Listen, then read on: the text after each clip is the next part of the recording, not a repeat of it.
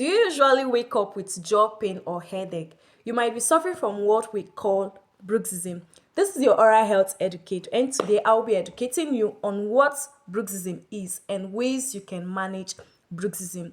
Bruxism is an oral health condition that is caused by clenching or grinding of your teeth, especially when you are asleep.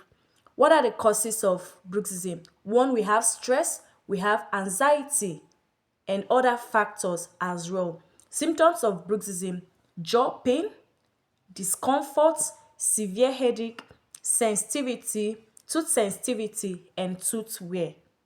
These are the symptoms of bruxism. Ways you can manage bruxism: one, you need to learn how to manage your stress management. Physical therapy, you go for a physical therapy. Make sure you use mouth guard while you are asleep or at rest. Learn to use your mouth guard while you are asleep or during your resting period. And finally, go for a dentist consultation. Make sure you meet a dentist for proper consultation. Protect your teeth before damage happens. If you have anyone that might be having this condition, please share the video to the person. And remember to click the follow up button, like and share for more oral health tips with Oral Ease.